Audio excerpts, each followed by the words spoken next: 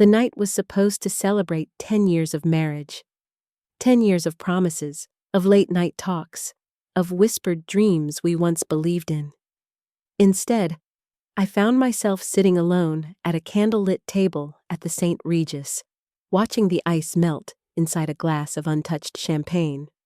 Preston had said he was running late, but the longer I waited, the clearer something felt, like a thin thread pulling apart in my chest. The maitre d' approached gently.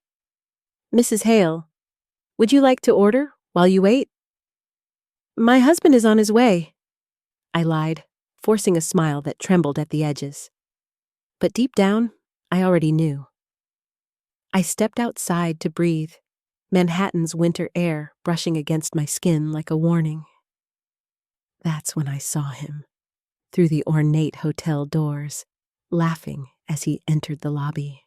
His hand rested on the back of a woman in a silk crimson dress, guiding her with a familiarity that stabbed like a blade. Sutton Blake. Her smile was soft, practiced. A smile I'd seen only in Preston's corporate galas, usually directed at powerful men. My breath caught. My heart didn't break loudly. It folded in on itself, small and quiet, like something used to being disappointed. I didn't confront them. I didn't scream. I simply watched the man who once vowed to cherish me disappear with another woman into the elevator leading to the suites. And then, my phone vibrated. A single notification. A message from Preston's iCloud, synced accidentally to my device, one file attached. A file I recognized from his hidden financial folders. A file he never meant for anyone, especially me, to see. My hands shook as I opened it, and the moment I saw what was inside, my entire world shifted. Because it wasn't just infidelity. It was evidence. Evidence that could destroy him. And he had no idea it was now in my hands. The marble lobby of the St. Regis gleamed under soft gold lighting, a place where everything was polished, except the truth. I stood near a column, half hidden, watching Preston and Sutton glide across the floor, like they belonged to a world I had been quietly pushed out of. He carried himself with the confidence of a man who believed he'd never be caught. And maybe he wouldn't have been, if not for that file he accidentally sent.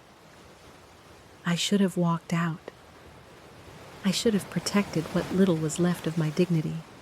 But my feet stayed frozen as the elevator doors opened for them. No, Preston rested his hand on the small of Sutton's back. Something he hadn't done for me in years.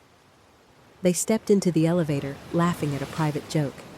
The doors slid shut, cutting off the life I thought I still had. I didn't cry. Not yet. Instead, I replayed one question in my mind. When did my marriage end, really? Maybe it was months ago, when he started locking his office door. Maybe it was the nights he came home smelling like a cologne I didn't own. Maybe it was the day he told me I was too emotional for the work I did better than him. Snow had begun to fall outside the hotel, flakes drifting across the windshield of a waiting Mercedes S-Class. New York kept moving, indifferent to heartbreak. I stepped away from the entrance, blending into the crowd on Fifth Avenue. I didn't belong in that lobby. Not anymore. My phone buzzed again.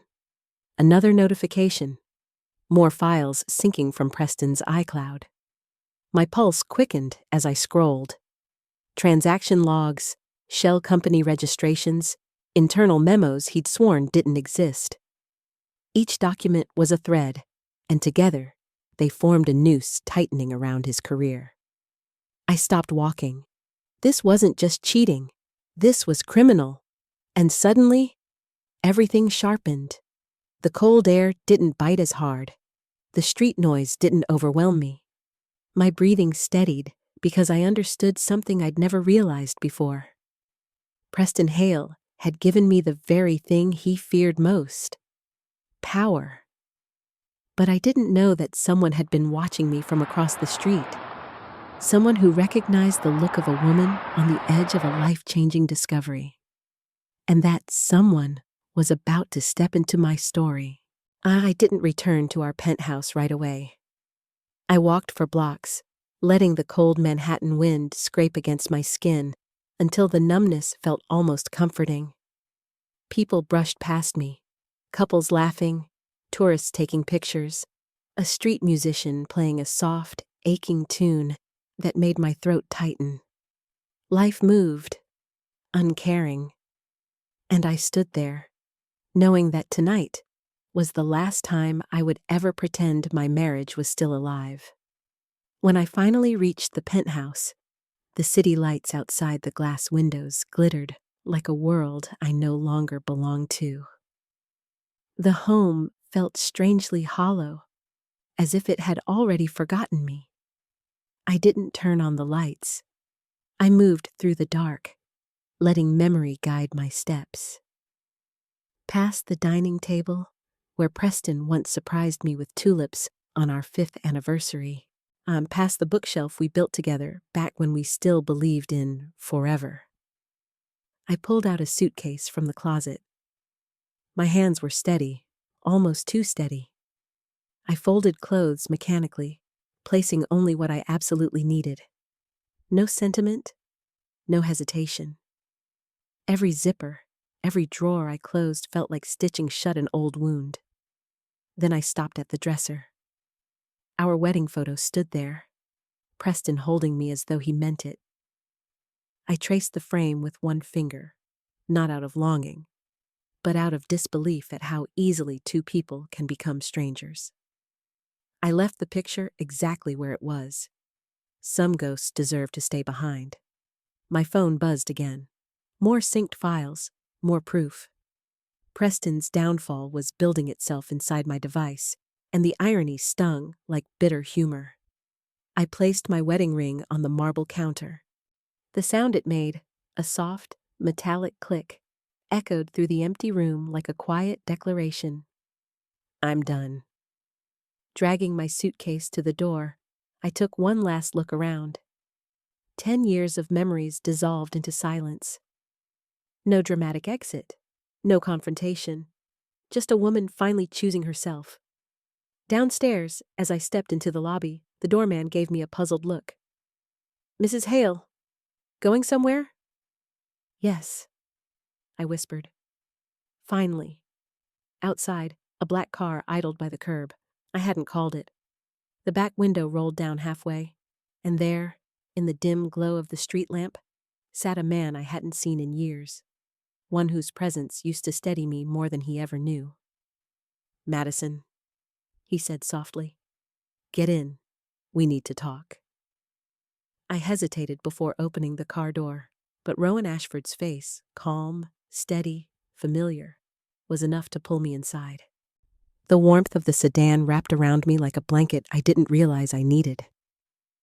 Rowan had always been the quiet anchor back when we worked in the same firm years ago. Seeing him tonight felt like the universe handing me a lifeline. You look shaken, he said, voice low. What happened? I stared straight ahead, unable to form the full truth. I just realized my marriage ended long before tonight. Rowan didn't push. He never did. Instead, he handed me a bottle of water and let the silence sit between us, gentle rather than suffocating. After a moment, he asked, Does this have something to do with why you left your building pulling a suitcase at midnight? A humorless laugh escaped me. It has to do with what I found on Preston's laptop. I opened my phone and pulled up the file that had synced earlier, an encrypted ledger tied to offshore entities, funds moving through shell companies Preston swore didn't exist. Rowan leaned in, his expression shifting from curiosity to alarm. Madison, this isn't just unethical. This is federal. SEC will tear him apart for this. I know, I whispered, and he sent it to me by accident. Rowan took a long breath, processing. Do you realize what this means? Preston's not just cheating. He's committing financial crimes on a scale that could wipe out anyone connected to him, including you. My chest tightened. I hadn't considered that. I didn't sign anything. I didn't know. But he could drag you in if he panics, Rowan warned gently. You need to protect yourself. I clutched the phone, my pulse thudding against my ribs. The realization hit me hard. Preston had built a world of lies, and I had been living inside it without knowing. Rowan pulled the car away from the curb. You can't stay at the penthouse. You can't let him know what you found. You need somewhere safe to think. Why are you helping me? I whispered. Rowan looked at me, eyes steady with something deeper than concern. Because I know what it feels like when Preston Hale decides he owns you. Before I could ask what he meant, Rowan's phone lit up with a caller ID that made his jaw tighten. Preston. And he was calling Rowan at midnight. Rowan didn't answer the call. He simply stared at the screen as Preston's name flashed insistently, the vibration rattling against the cup holder like a warning neither of us wanted to hear. When the call finally stopped, Rowan exhaled slowly, gripping the steering wheel with knuckles gone pale. He never calls me, Rowan muttered. Not unless he's cornered. I turned toward him. Why would he call you now? Rowan hesitated, not out of fear, but out of calculation, like he was deciding how much truth I was ready to hear. Years ago, Preston and I invested in a startup together. I walked away when I realized he was manipulating numbers. He's held a grudge ever since. His gaze flicked to my phone. If he thinks you know something, he might assume you told me. The thought chilled me. Preston always cared more about control than love. If he felt that slipping, he could become reckless. Madison, Rowan said firmly. You need to understand something. Preston will not accept losing power. Not over his career, not over you. Just then, Preston called again. This time, Rowan silenced the phone immediately and tucked it into the console. We can't let him know where you are or who you're with. I swallowed hard. Rowan, is he dangerous? Not in the way you're imagining, Rowan said.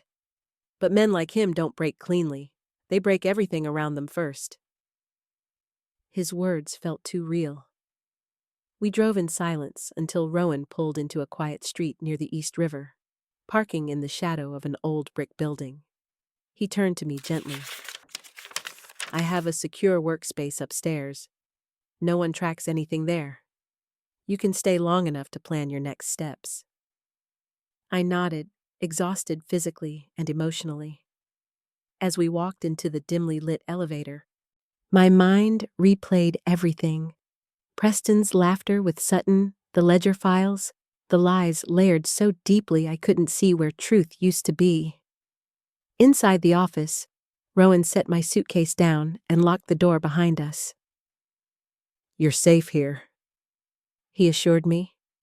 But almost immediately, my phone buzzed again, this time with a message, not a call. It wasn't from Preston. It was from Sutton Blake, a single line that froze my breath. We need to talk. You're in more danger than you think. And then, she shared her location. I stared at Sutton's message until the screen dimmed, my heartbeat thudding in my ears. Of all people, why would she reach out to me? Why would Preston's mistress warn the wife he betrayed? The room felt smaller suddenly, the air heavier, as if the truth was crawling toward me from every direction. Rowan watched my expression tighten. What happened? I handed him the phone, his brows pulled together. She gave you her location? That's unexpected. No kidding, I whispered. Why would she want to talk to me? She has Preston. She has everything. Rowan shook his head. No. People caught in men like Preston's orbit rarely have anything, especially not safety. A sinking sensation grew in my stomach. Madison, Rowan said gently, she might not be your enemy. She might be trapped in something you don't see yet. His words lingered. For a moment, I pictured Sutton's perfect hair, perfect dress, perfect smile, the kind of woman who seemed untouched by consequences. But then I remembered the ledger, the offshore accounts, the suspicious transactions under her name. Her name wasn't just connected. Her name was being used.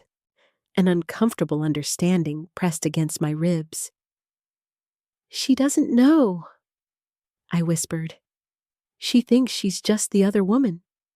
She doesn't know Preston built an entire fraud scheme around her identity. Rowan nodded solemnly. If she figured that out tonight, she'd panic. And the first person she'd run to isn't Preston. Why me? I asked again, voice barely above a breath. Because you're the only other person who loved a man who lied the same way to both of you. The truth stung. Outside the window, the East River glimmered beneath moonlight, a quiet reminder that life kept moving even when ours had paused. Rowan placed a hand on my suitcase. We don't have to meet her tonight. It could be a trap. But something in my chest shifted, an intuition I couldn't explain. No, I said slowly. A trap is what Preston would set. This feels like a plea for help. Rowan hesitated. Then we go together. You're not walking into anything alone. We grabbed our coats, heading toward the elevator. But the moment the door slid open, my phone buzzed again. Another message from Sutton. A photo. A blurry image of Preston's desk.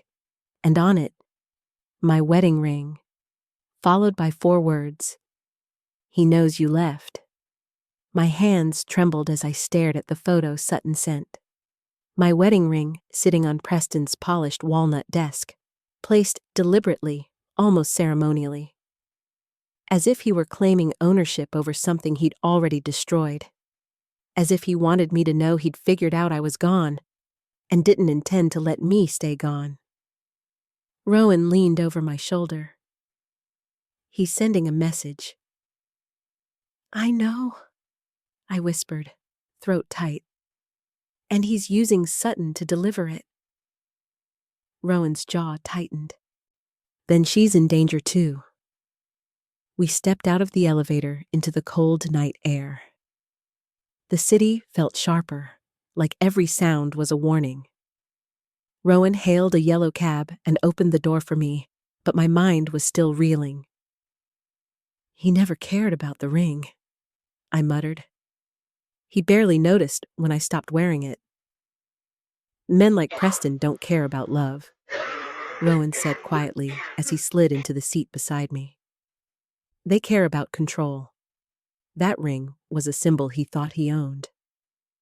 The cab pulled away from the curb, heading toward the Upper East Side, Sutton's pinned location. I kept replaying the file I'd found, the transactions under Sutton's name, the offshore accounts. If Preston realized I saw it, he would assume I'd threaten his empire. But it wasn't just that. He would assume I'd run to Rowan. Do you think he knows you're with me? Rowan asked suddenly, reading my thoughts. I don't know, I admitted. But Preston always paid attention to everything I did, even when he pretended not to. The cab slowed at a red light. Outside, a homeless man played a harmonica, the soft melody drifting through the cracked window like a haunting reminder of how quickly life could fall apart. My phone buzzed again. A new message from Sutton. Please hurry. I found something. It's about both of us. My pulse quickened. Rowan, she's scared. Really scared. He nodded. We'll get her somewhere safe, and then we figure out the rest. The cab turned onto a quieter street lined with brownstones. Sutton's location pinpoint pulsed on my screen, just a few doors away now. As we stepped out of the cab, the wind carried the faint scent of snow. The night eerily still. Rowan placed a steadying hand on my back. "Stay close," he murmured. We walked toward Sutton's building. But just as we reached the stoop, the front door creaked open, slowly, carefully, and a shadowy figure stepped out. It wasn't Sutton. The figure stepped into the pale glow of the porch light, and my breath snagged in my throat. It wasn't Sutton. It was a man, older, wiry, with a faded baseball cap pulled low. His eyes darted between Rowan and me, like he was calculating whether we were a threat. "You looking for Sutton?" he asked, voice gravelly, cautious. Rowan shifted slightly, positioning himself a fraction in front of me. "Yes, she texted us. Is she here?" The man scratched the back of his neck uneasily. "I'm her neighbor. Heard shouting earlier. Doors slamming. Thought she'd come outside." But she didn't." "Shouting?" My stomach tightened. "Did you see anyone else go in or out?" Rowan asked, his tone calm but edged with urgency. The man hesitated. "Yeah, about 20 minutes ago. Someone in a dark coat, tall, moved fast. Didn't look at anyone." Cold prickled down my spine. Preston owned at least 5 coats like that. Before panic could swallow me, the neighbor added, "If you're close to her, you should check inside. Lights are on. She didn't answer when I knocked." Something was wrong. Very wrong. Rowan thanked the man and guided me up the steps. My hand shook as I pressed the doorbell. No answer. Rowan tried knocking. Still nothing. He reached for the doorknob. Unlocked. We entered cautiously. The apartment was small but stylish. Warm-toned lights, soft music still playing from a speaker on the counter. A half-finished glass of wine sat beside Sutton's phone. But the room felt off, like the air itself was holding its breath. "Sutton?" I called out, voice cracking. No reply. We moved further inside. A chair was tipped over, papers scattered. Someone had searched the place, or tried to leave in a hurry. Rowan found a handbag on the floor. "She didn't leave willingly," he murmured. I picked up a sheet of paper near the sofa. My pulse spiked the second I saw it. It was a printed copy of one of the Shell Company ledgers, one of Preston's files. Notes scribbled in Sutton's handwriting circled her own name repeatedly. She knew. And that meant Preston knew she knew. A floorboard creaked behind us. Rowan spun instantly, pulling me behind him as a shadow moved in the hallway. A man's silhouette appeared, broad-shouldered, familiar. And this time, it was someone we knew. The silhouette stepped fully into the light, and my breath released in a shaky rush. It wasn't Preston. It was Vanessa Hale, Sutton's co-worker from the St. Regis, the woman who'd always hovered near Preston at corporate events, though she'd never seemed involved with him. Her mascara was smudged, her eyes red, and she looked nothing like the polished hostess I remembered. "Vanessa?" I whispered. "What are you doing here?" She shut the apartment door quickly behind her. I came to check on Sutton. She called me before she called you." Rowan kept his stance protective, but lowered his shoulders slightly. "Did she tell you what was going on?" Vanessa swallowed hard. "Not everything. Just that she found something about Preston, something that scared her." Her voice trembled. "She said she wasn't safe." I exchanged a look with Rowan. "Did she mention the files? The shell companies? Her name being used?" Vanessa's eyes widened. "So it's true." She pressed a shaking hand to her forehead. "I thought she was being dramatic. But then, I saw someone outside her building earlier. A man in a dark coat just standing there, watching the door." A chill twisted through me. Did he come inside? I don't know, Vanessa whispered. I panicked. I hid behind the stairwell until he walked off. But the way he moved, the way he kept checking his phone, it felt wrong. Rowan stepped closer to the scattered documents. Sutton didn't leave on her own. Someone took her, or forced her to go somewhere. Vanessa's voice cracked. Oh God, Preston wouldn't. He absolutely would. Rowan cut in quietly. If he thinks she could expose him. Vanessa covered her mouth, horrified. I thought he just flirted. I thought he was just another powerful man using charm he didn't earn. But this is something else. I touched her arm gently. We're going to find her, I promise. Vanessa nodded, swallowing back tears. She trusted you, Madison. She said you were the only one who would understand. Before I could ask why, Rowan's phone buzzed. We all froze. He lifted the screen, a message, from an unknown number. But the preview text made my blood run cold. You're looking in the wrong place. Rowan opened it fully. Attached was a single photo. Sutton, sitting in the back seat of a car, eyes wide, tear-streaked, and behind her, a silhouette gripping the steering wheel. A silhouette that looked exactly like Preston Hale. For a moment, none of us breathed. Rowan held the phone between us, the glow of the screen illuminating Sutton's terrified face. Her eyes looked swollen, her mascara streaked, like she had been crying for hours. But what froze me wasn't her expression. It was the faint outline of the driver. The profile was unmistakable. Sharp jawline, broad shoulders, the same black wool coat he wore to every corporate event. It's Preston, I whispered, my voice barely audible. Vanessa staggered back, clasping her hands over her mouth. Oh my God, he took her! Rowan's jaw clenched. He didn't take her to hurt her. Not yet.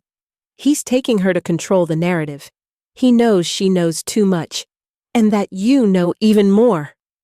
My pulse pounded. Why send the photo? Why taunt us? Because he wants you scared, Rowan said. Fear makes people predictable. I shook my head. Preston never wanted fear. He wanted obedience. Same thing, Rowan replied quietly. The room felt tighter by the minute. Papers rustled under our feet as I paced the small living space. My thoughts raced. Sutton's messages, her panic, the ledger, my ring on his desk. Preston wasn't acting like a man caught cheating. He was acting like a man trying to cover a crime. Vanessa's voice trembled. What if he hurts her to protect himself? He won't, Rowan said sharply. Not unless he's desperate. And right now, he thinks he's in control. I looked up at him. But he isn't. Not anymore. Rowan met my gaze. Which is why we need to move before he realizes that. He grabbed his coat and motioned for us to follow. We go to the police with the photo. Kidnapping is something they'll act on immediately. Fear twisted inside me. But if Preston finds out I exposed him... He already knows you left, Rowan said. Your safety changed the minute you walked out that door. We headed toward the exit when Vanessa suddenly froze. Wait, look at the timestamp. I took the phone. The photo had been sent exactly 3 minutes after Sutton shared her location with me. Then the realization hit me like cold water. Rowan. He wasn't warning us. Rowan frowned. Then what was he doing? He was telling us he's one step ahead. My phone buzzed in my hand. A new message. From Preston. Come alone.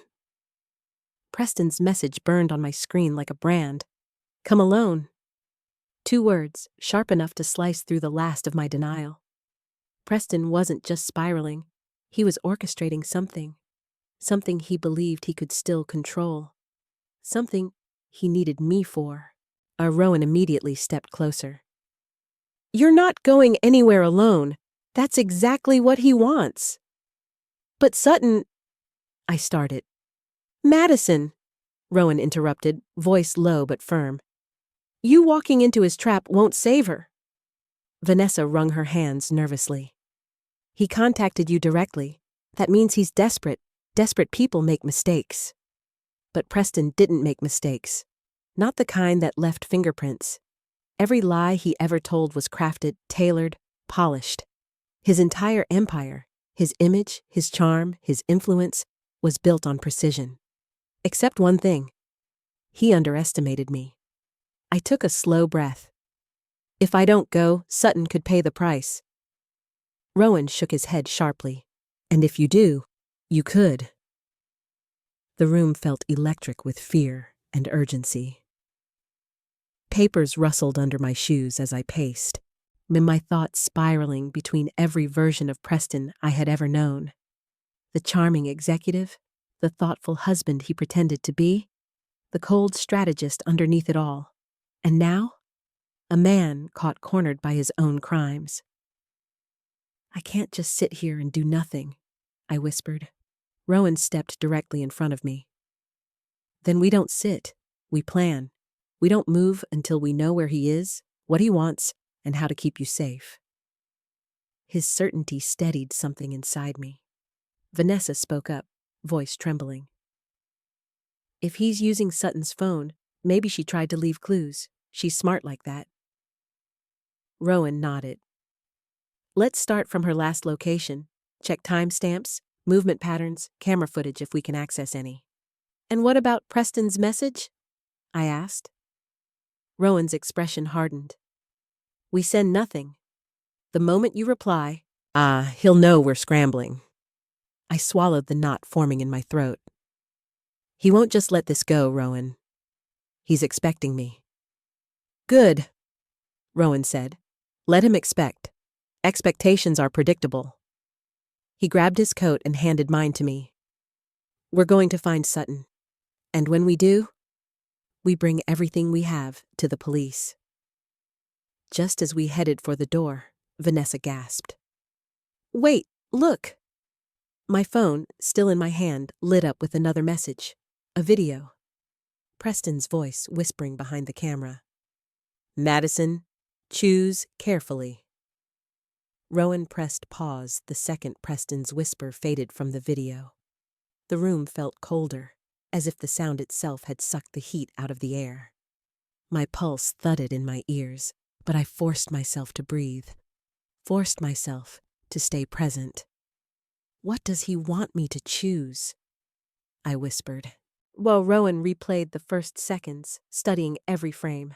The video was dark, the camera unsteady, but a faint desk lamp illuminated part of the room. Papers, a leather chair, a glimpse of Sutton's coat on the floor. Vanessa leaned closer. That's not Sutton's apartment. No, Rowan confirmed. It's an office. His office. My stomach twisted. Preston had taken Sutton somewhere he felt in control. Somewhere he knew cameras wouldn't capture him. His company owned several properties, each with restricted access. He could hide her anywhere. Rowan scrubbed through the video, frame by frame, until he stopped at something subtle, a reflection in the glass behind Preston. A neon sign, blurry but distinct. That looks like the sign from the old warehouse on Delancey, Rowan said. One of the satellite offices they used for quiet meetings.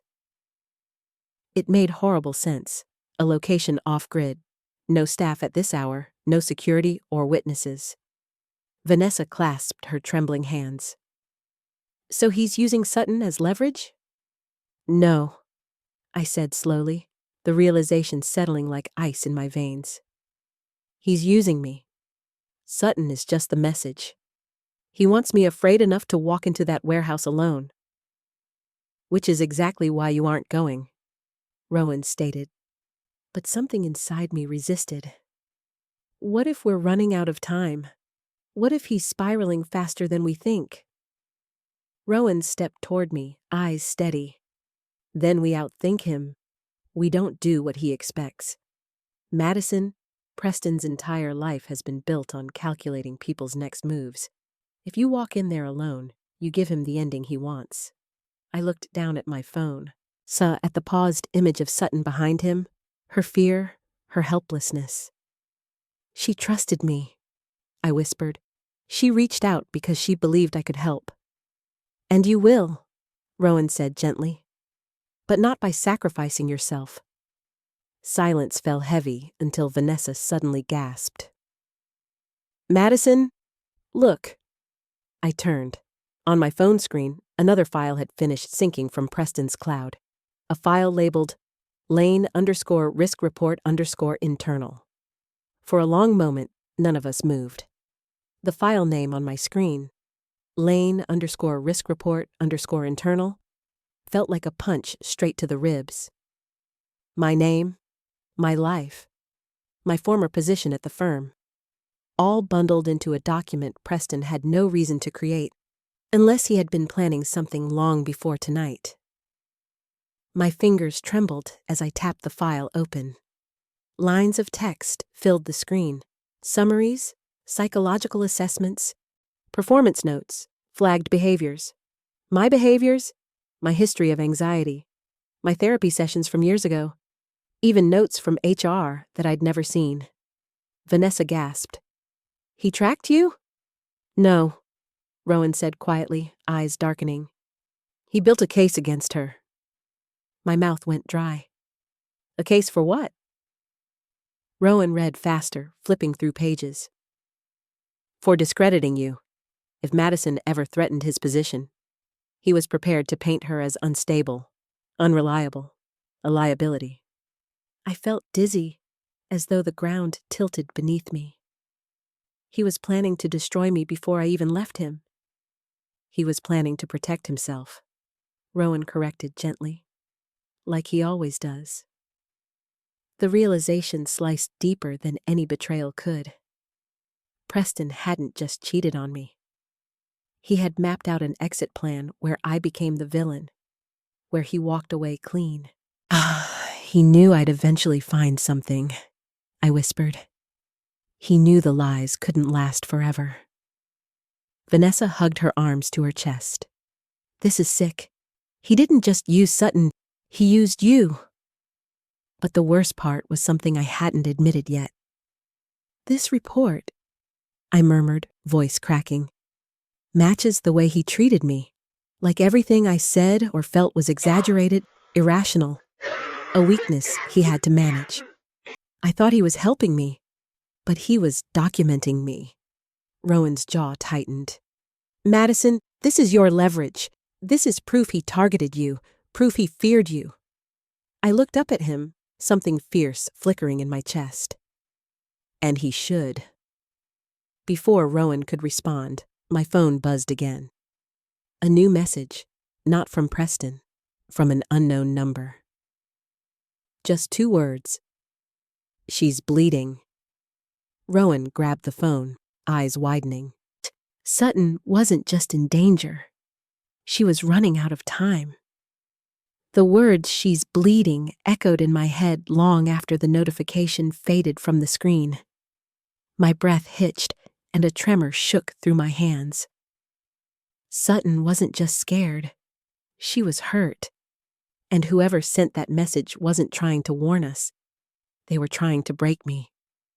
Rowan steadied me by the shoulders. Madison, look at me. We don't panic. We act. But panic was already clawing at my ribs. Vanessa pressed a hand over her mouth, eyes wide with dread. He's losing control. I told Sutton to stop seeing him. I told her he was dangerous. He didn't hurt her. Rowan cut in sharply. Not intentionally. Someone is escalating. And if it's not Preston, then it's someone working for him. Either way, we move now. My throat tightened. We don't even know where she is. Rowan tapped the message details. This came through an encrypted number. Whoever sent it doesn't want to be traced. But the fact they know Sutton is bleeding means they're close to her. Maybe even in the same building. A cold realization crept over me. He's not trying to hide Sutton, I whispered. He's trying to scare me into showing up alone. Rowan nodded grimly. Which means you absolutely won't. I looked between him and Vanessa, the man who still believed in my strength even when I doubted it, and the woman whose fear showed just how deeply Preston's manipulation ran. We're in this together, I said quietly. All of us. Sutton didn't choose this. Neither did we. But we're going to finish it. Vanessa straightened, wiping her tears. Tell me what to do. I won't let him take her down. Rowan stepped into strategist mode, voice firm. Vanessa, you go through Sutton's apartment. Look for anything she hid. Notes, receipts, documents Preston didn't find. Madison and I will track the Delancey warehouse. If the neon sign reflection was accurate, that's our best lead. Fear still pulsed through me, but something else burned beneath it. Resolve. Preston had built a life on control, manipulation, and silence. Tonight, silence broke. As we stepped out into the cold night, the city hummed around us, alive, indifferent, but somehow charged with purpose. Rowan unlocked the car. We move now. The longer we wait, the more leverage he gains. Just as I reached for the door handle, my phone buzzed again. A new message, a live location pin, moving, fast, and it was heading straight toward me. The location pin blinked on my screen like a heartbeat. Fast, erratic, moving up the avenue toward us. My breath hitched. Someone in that car knew exactly where I was. Whether it was Preston or someone working for him didn't matter.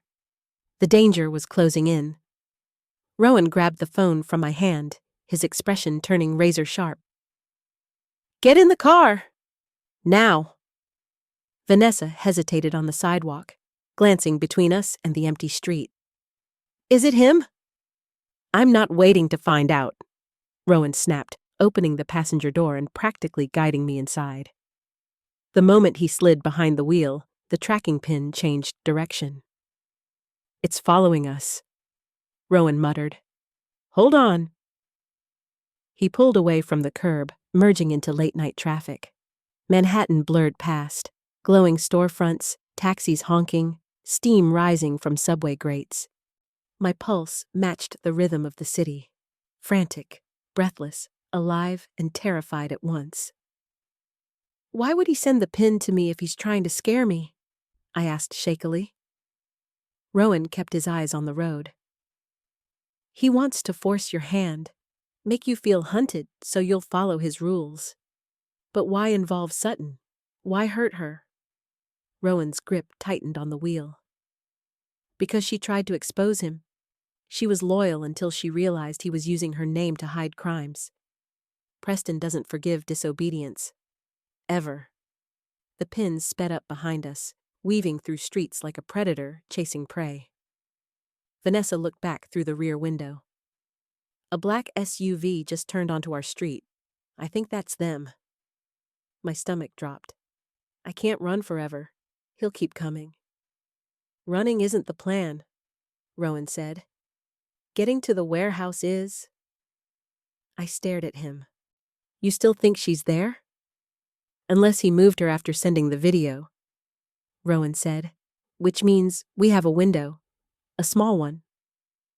We swerved onto Delancey, the SUV gaining distance. Rowan drove like a man who had lived through this kind of fear before. Controlled, sharp, terrifyingly focused. Rowan, I whispered, if something happens... Nothing is happening to you, he cut in. Not tonight, not ever. The SUV's headlights flared behind us, too close now. Vanessa gasped. They're speeding up. Rowan's voice dropped to a calm, chilling whisper. Then so do we. He pressed the accelerator. We shot forward, and then my phone buzzed with a new notification. A message from an unknown number. Too late, Madison. Rowan's eyes flicked toward me when the message appeared on my screen, his jaw tightening. Don't look at it now, We stay focused. He accelerated, weaving through traffic with practiced precision. The SUV behind us followed every turn, every lane shift, like a shadow glued to our bumper. "What does he mean, too late?" Vanessa whispered, her voice trembling. I forced myself to breathe. "He wants us panicked. He wants me to believe he's already won." But my gut twisted. Preston never wasted words. If he said too late, then somewhere, something had already shifted in his favor. The warehouse district loomed ahead, a long stretch of aging brick and steel bathed in cold moonlight. Most buildings were dark, abandoned this time of night. Except one. A faint glow leaked from inside the structure Rowan had identified earlier, a single light behind dusty windows. "That's it," Rowan said. "Brace yourself." He turned sharply into a side alley, tires screeching. The SUV behind us overshot the turn for a split second, just long enough for Rowan to duck into the shadows. He killed the headlights. We waited, heartbeats pounding, breath held. The SUV roared past the alley, unaware we'd vanished. Rowan finally exhaled. "We have a few minutes. Maybe less." The warehouse sat across the street. It looked older than I remembered. Rust creeping along metal panels, ivy climbing the brick. A place where secrets could hide forever. A place Preston would use because no one would question him there. As we moved closer, I couldn't stop my hands from trembling. What if he hurt her? "We don't assume the worst," Rowan said. "We move with intention." Vanessa nodded, though fear still shimmered in her eyes. Sutton is a fighter. She wouldn't give up. But I kept seeing the earlier message. "She's bleeding." The front door of the warehouse was slightly ajar, swaying in the breeze. That alone made my stomach drop. "He wants me to walk through that door," I whispered. "Which is why you won't," Rowan replied. He motioned for Vanessa to stay behind him. Then he turned to me, lowering his voice. "Once we're inside, stay close. Follow my lead. Don't respond to anything he tries to provoke you with." I nodded, though dread pressed hard against my ribs. Rowan pushed the creaking door open. The air inside was cold, metallic, and then we heard it, a faint, muffled cry. "Sutton." The muffled cry echoed again, thin and trembling, bouncing off the metal beams overhead. My heart lurched. Rowan lifted a hand, signaling us to stay behind him as he moved deeper into the warehouse. The space was enormous. Rows of abandoned equipment, and dust swirling in faint slivers of moonlight. The air smelled of rust and cold concrete. "There," Rowan whispered. A small office sat elevated on a platform, its window glowing faintly. The cry came from inside. We climbed the stairs one creaking step at a time. My pulse pounded so loudly, I feared it would give us away. When Rowan reached the top, he slowly pushed the office door open. Sutton sat tied to a chair, wrists bound, a cut on her forehead trickling blood. Her eyes widened with desperate relief the moment she saw us. "Madison! Rowan! Thank God!" she cried. "He's losing it! He thinks you're going to the police!" I rushed to her side. "We're getting you out! Right now!" Rowan pulled a pocket knife from his coat and began cutting the ropes. "Where is he?" "He left 10 minutes ago," Sutton whispered shakily. "So said he needed to prepare the final piece. I don't know what that means." My stomach twisted. "Did he say where he was going?" "No," she said. "But he kept muttering that you ruined everything, Madison. That you should have stayed quiet like you always did." Rowan's jaw clenched. "He's unraveling. That makes him unpredictable." Sutton grabbed my hand, her grip trembling. "He told me, if you didn't come alone, He'd make you watch everything fall apart. I think he's setting something up. Before I could respond, Rowan's phone buzzed. He glanced at the screen, and his face darkened. "It's a message from a restricted number," he said. "Open it," I whispered. He did. A live video feed appeared. Preston sat in the driver's seat of his SUV, breathing hard, eyes wild and glassy. The camera was angled just enough for us to see what was behind him. Boxes, dozens of them, labeled with the name of the tech company he had been funneling money through. Evidence upon evidence stacked to the roof. "Madison," he said, voice shaking with fury. "You think you can expose me? You think you can take everything I built?" Rowan lowered the phone, horror creeping across his face. "He's going to destroy the evidence." Rowan breathed. "All of it, with him inside." The video flickered, and then Preston whispered, "Let's see who goes down with me." For a second, no one spoke. Preston's face on the screen, wild, frantic, sweating under the glow of the dashboard, didn't look like the man I once married. He looked like a cornered animal, ready to burn down the world just so no one else could claim a piece of it. Rowan gripped the phone so hard I worried it would crack.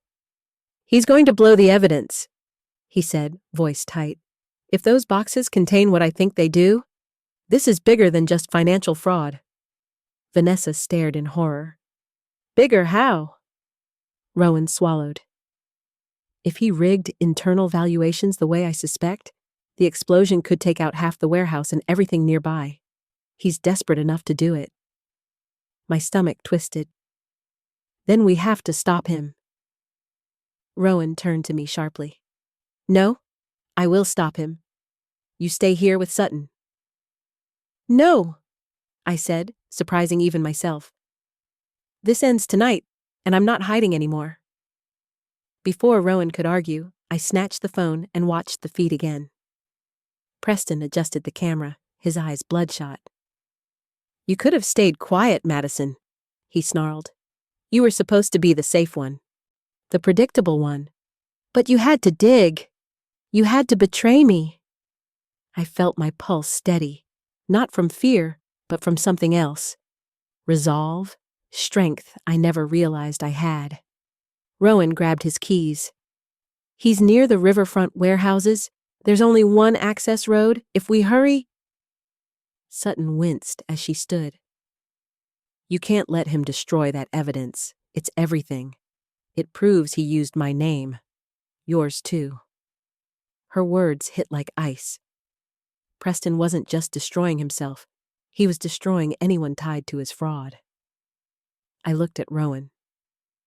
"We go now." He hesitated just a moment before nodding. "Fine, but you don't go near him. I handle Preston." We rushed toward the exit, our footsteps echoing through the warehouse.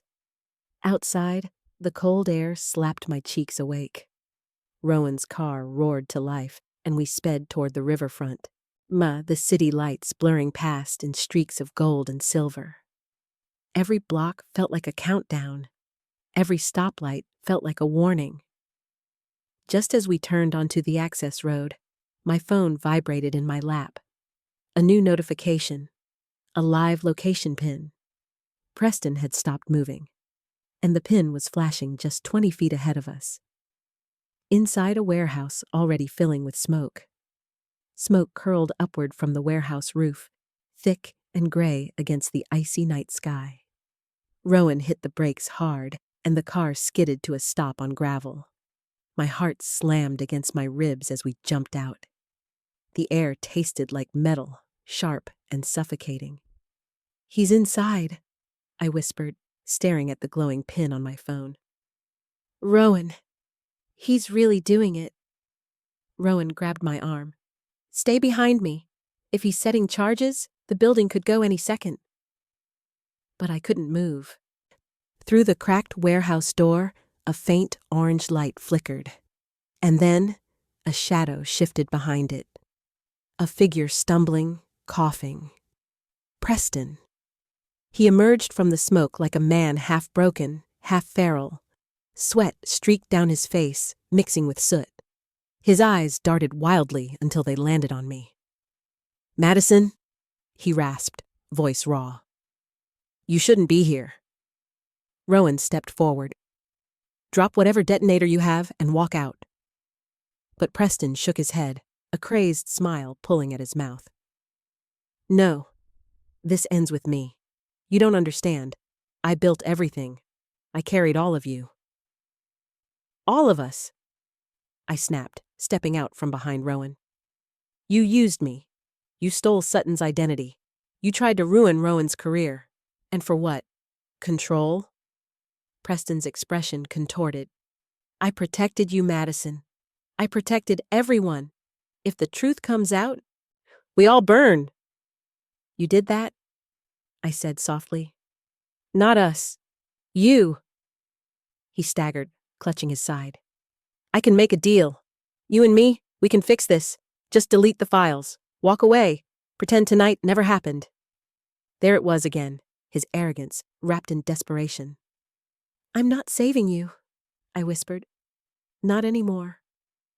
Preston's breath heaved. The small detonator slipped from his fingers, clattering onto the gravel. He looked suddenly older, smaller, like the empire he built was already crumbling into dust around him. Rowan moved quickly, kicking the device away and securing Preston's hands. Sirens wailed in the distance, police, fire trucks, everything Preston had feared catching up at once. "You destroyed me," Preston hissed. "No," I said, stepping back as officers approached. "You destroyed yourself." As they pulled him away, Preston twisted to look at me one last time, eyes full of rage, disbelief, and something that almost resembled regret. Then one officer shouted, "Clear the building!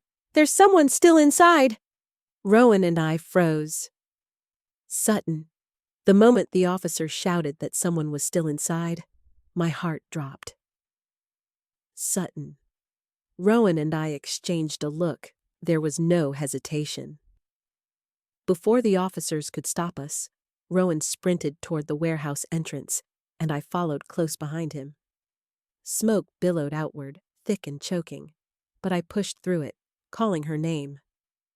"Sutton, Sutton, where are you?" A faint cough answered. We found her collapsed near a stack of half-burned boxes, her body weak but conscious. Rowan lifted her carefully. "We've got you. You're safe now." Sutton's eyes fluttered open. Madison, I thought he was going to... I thought..." "You're okay," I whispered, brushing soot from her hair. "He can't hurt you anymore." Firefighters swarmed in, ushering us out as the building groaned under structural strain.